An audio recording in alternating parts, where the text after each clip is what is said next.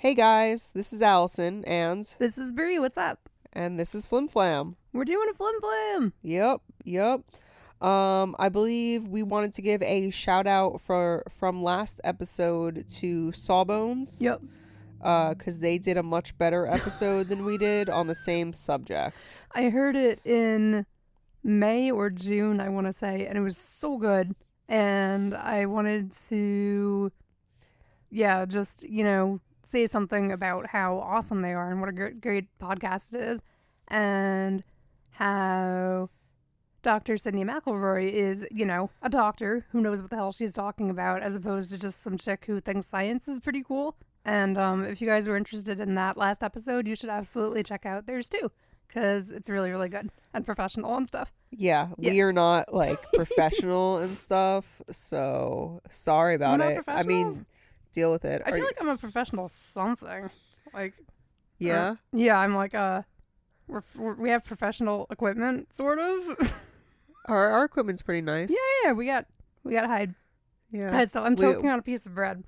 Okay, I'm good. We got a boom arm happening over here. We do, yeah. There's a really pro setup going on right now because the dining room table we usually work at is occupied yes. by minis and stuff at the moment. So there's a setup in a bedroom, super pro, and I'm just chilling on some pillows right now, and there's an arm coming off the bookshelf type thing, and the mic is levitating in front of my face, and it's the coolest thing I've ever seen, and I'm super comfy and yet professional.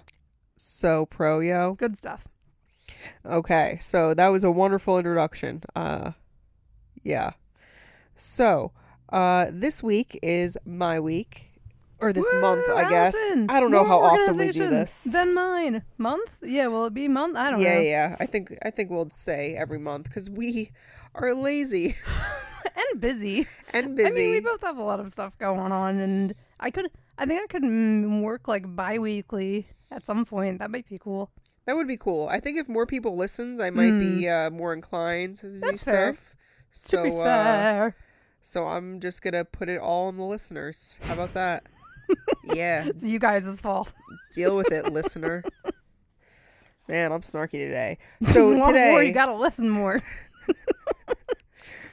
Today, I will be talking about the infamous Carlo Pietro Giovanni Guglielmo Tebaldo Ponzi. Oh, almost. You almost had the whole thing without a stutter. I had the whole thing. Do you want to try again? Okay. Today, we will be talking about Carlo Pietro Giovanni Guglielmo Tebaldo Ponzi. Perfect. Wait, who?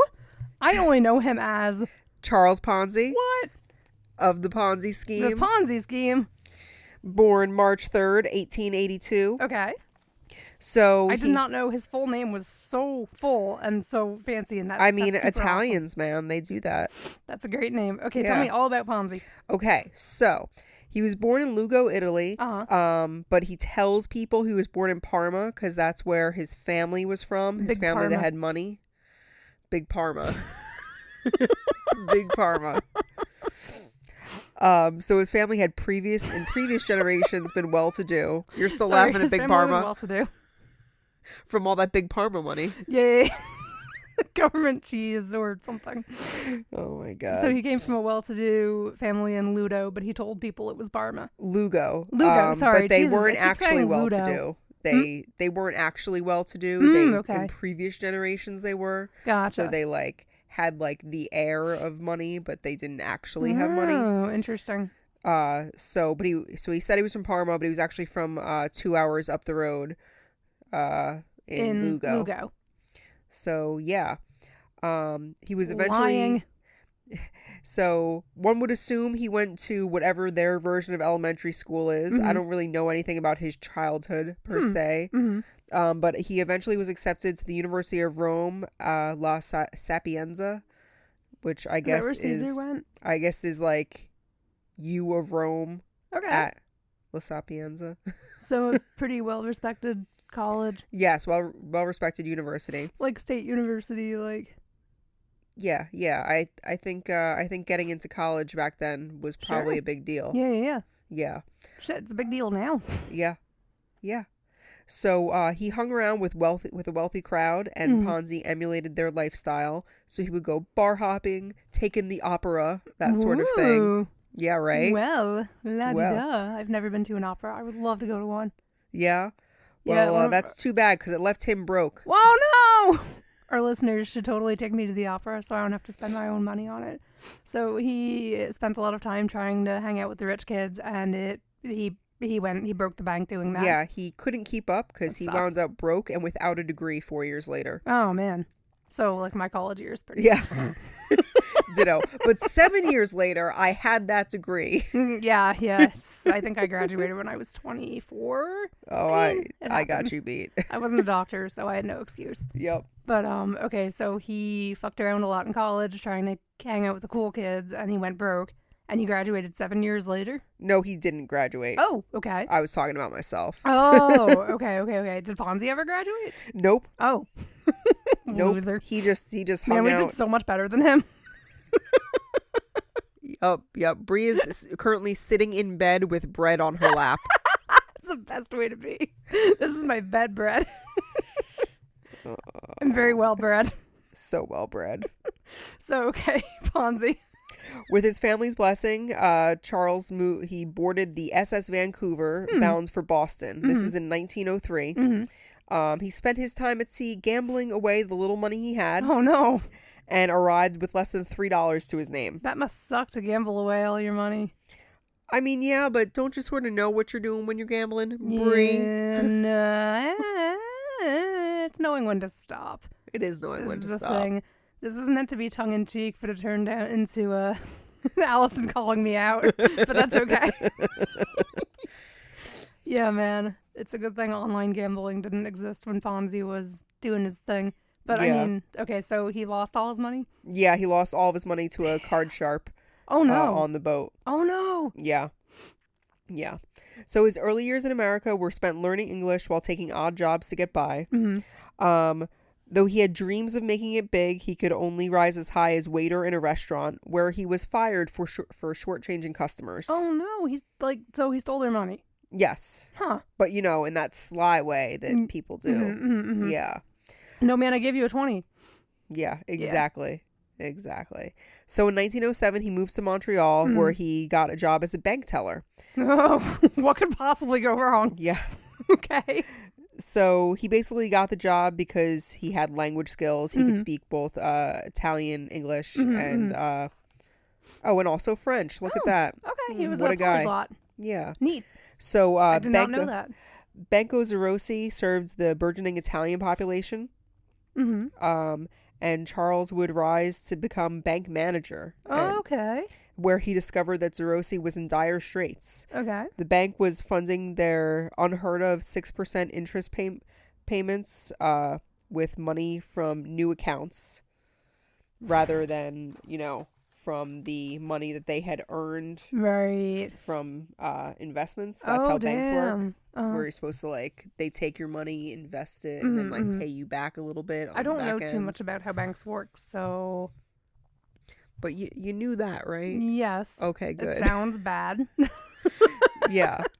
I know they're not supposed to be doing that, so yeah, so pretty messed up. But they were there. basically doing what he was going to be doing in the future. Spoiler alert! I mean, I think we all know who Ponzi is. FLIMFLAMmer. What? Yep, we all know who Ponzi was, and sort basically, of. Sort Isn't of. he the guy who's like, "Hey, on happy days"? Yes, the Pons. Henceforth to be known as the Pons. I jumped the shark on that one. Oh God. Oh Brie. Oh Allison. Okay, so he's manager of a bank, and the bank is screwing everyone out of their money. No, they're paying people back, but they're paying them from the new accounts. Yeah. Well, yeah, so they're screwing the new accounts out of their money. Yeah. So the bank eventually fails. Yeah. The owner, Luigi Zerosi, flees to Mexico with as much cash as he could pack. Oh my God. Yeah. So Ponzi actually stays with Zerosi's family because, Ponzi at this point, he's a pretty good guy. He's helping them, He's not in it too deep yet. Right.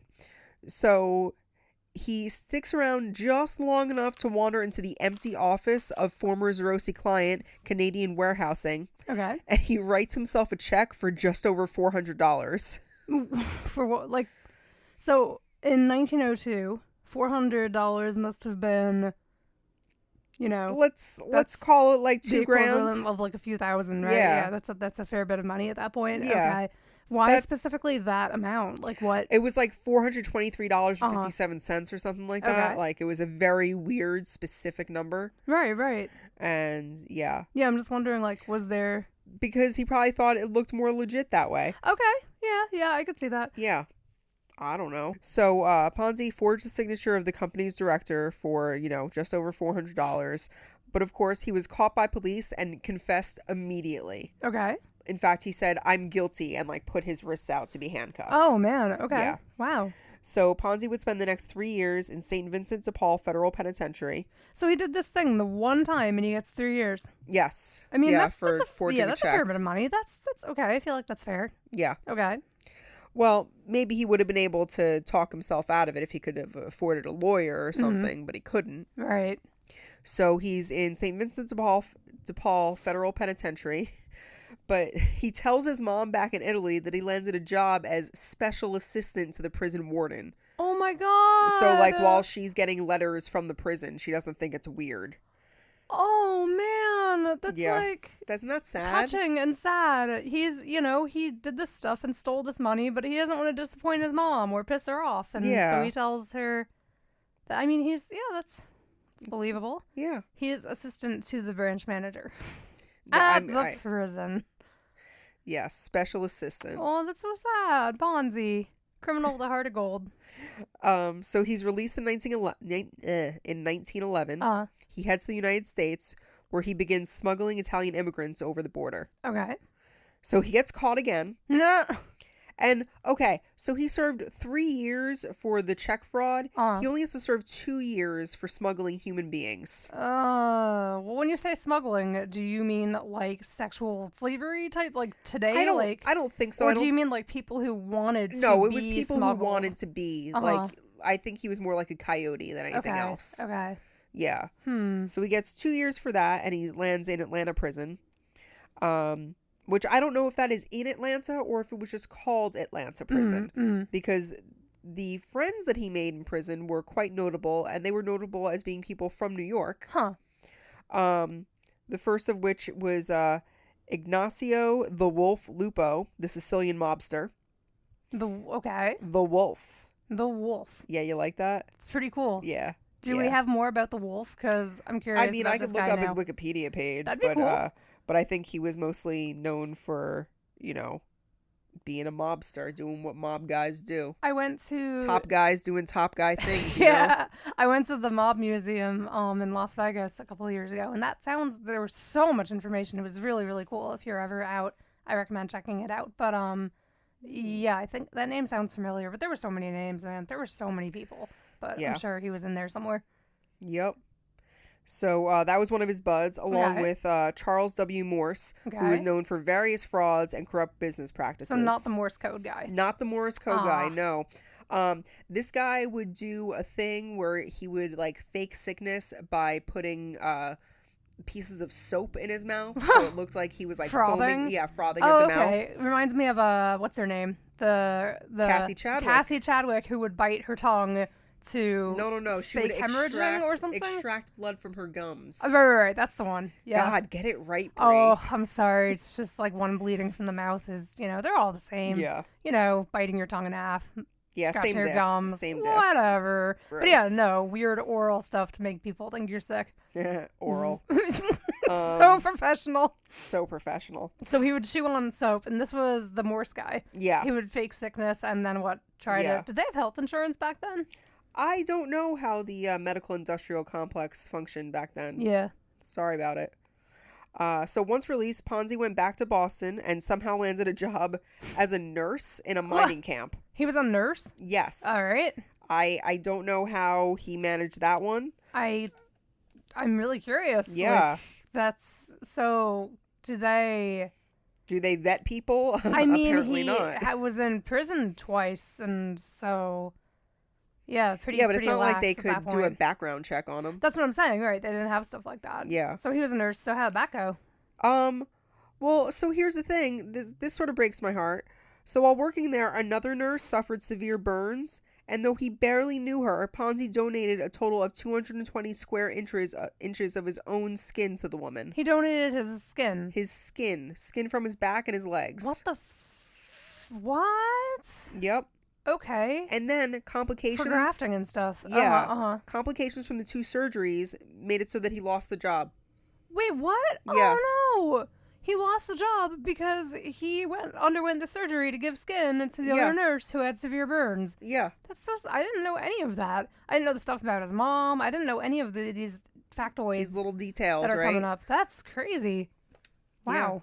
Yeah. That's a kind-hearted guy.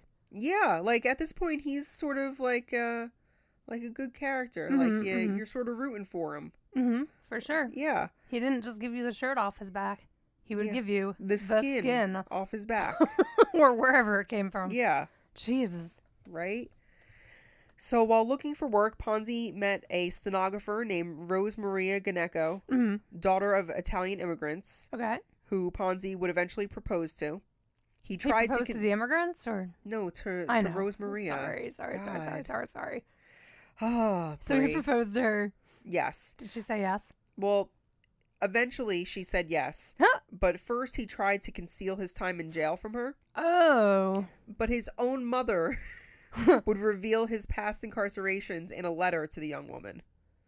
So by then, Mom knows he didn't just have a job there. Yes. Okay. I think by the time he's in prison a second time, she's like, something's going on. Yeah. Hey, son, why do you keep losing these jobs at these prisons and working at other ones? And yeah. Aw, pawns. So when the fiance found out about the prison background, she left him, or what happened? She still married him. In 1918, the two got married. Okay. So during this period, Charles had a couple jobs, including the import-export company, J.R. Poole, which, and then he would run Rose's family's small grocery business, too. Okay. So he mismanaged the crap out of that, the produce stall, and ultimately caused them to lose the family business. Oh, my God. Yeah. That sucks. Isn't that so sad? That is really sad. He just didn't know how to manage and ran the business into the ground. Yeah, I'm surprised this isn't a movie, you guys. Is this a movie? I don't think Wikipedia there's didn't tell me there ever was been a movie about Ponzi's life that I know of. Yeah. I know we saw there was an upcoming movie about Cassie L. Chadwick's life. Yes, we saw that. Yeah, but there should totally be a Ponzi movie if there isn't. Yep. Starring the guy who... Wait, did he die? Is the guy who played Fonzie still alive? Yes. Oh, sorry. Guy who played Fonzie, whose name I can't recall at the moment. I'm not wishing you death. I just couldn't remember. No, you wish he's him totally death. Listening. He totally listens to FLIMFLAM. Anyway, yes, I agree there should be a movie. That would be super cool, and I would go see it because he's had a really interesting life. Yeah. So Ponzi then comes up with this idea to publish an international trade journal because he believes that he could make a nice profit selling advertising space. Okay. So he goes to the Hanover Trust Company looking for $2,000 as a loan. Immediately rejected. So still Ponzi trotted on, setting up an office on School Street in Boston where he would come up with his next and greatest money-making endeavor. Boston. Yeah. Harvard Yard. Okay, so what was his greatest money-making endeavor in Boston? Okay. So this is the beginning of the Ponzi scheme. Okay. So one day, Charles gets a letter from Spain asking about his now dead trade journal. Okay. With it is included an international reply coupon. Right. And suddenly a light bulb goes off. Okay. So it's a small square of paper. Yeah. Purchased in Spain for 30 centavos, which I guess is like 30 cents in Spain. Okay. But, exchange rates, whatever. I was going to say, I wonder what that's like. But okay, so... Well, it could be exchanged in the U.S. for a 5-cent stamp. But the rate of these international reply coupons is fixed by international treaty. So Ponzi realizes the exchange rates were such that the stamp purchased in America was worth about 10% more than the original Spanish price. So there's a profit. Exactly. Yeah, exactly. Okay. Huh. So purchased from the right country, Ponzi would claim a net profit of over 400%. Okay. Yeah. Yeah. So according to Wikipedia, this is called arbitrage. The practice of taking advantage of price differences between two or more markets, and it's totally legal. Okay. It's legal. It's legal. Huh. I didn't know that. Yeah. So Ponzi sets up a new company to seek investors in his big IRC idea, and he calls it the Security Exchange Company, like the SEC. Oh, shit. Isn't that silly? Okay. Yeah. Wow. Yeah. So this is just the beginning of the Ponzi scheme. Mm-hmm. I'm going to go more into the specifics of exactly how he got investors and what he did to those investors on our next episode. Trying to keep these short. Yeah, so, yeah. you know, all you kids with short attention spans actually tune in. Yeah. Thanks for listening. And I'm going to be on the edge of my seat hearing how Ponzi built up his armitage scheme and how he got to where he ended up. Yeah. So you guys should listen too. It's going to be good. Yeah, and we'll try to make it faster than a month next time. Yeah. We'll see what we can do. A couple weeks would make sense to like have half of it now and half of it, you know, Sure. sooner. Sure. Because we're splitting it up. But I'm kind of a whore for attention, so pay me. Same. Listen to our podcast. It's so good. That's all, folks. I mean, we're okay. Hey. Hey. Thank you for listening to FLIMFLAM. I'm Allison, she's Brie, and we've been your hosts. Do us a favor and rate, review, and subscribe on iTunes or wherever you get your podcast fix. If you'd like to send us your favorite FLIMFLAM, email us at flimflampod@gmail.com. or follow us on Twitter and Instagram at FlimFlamPod.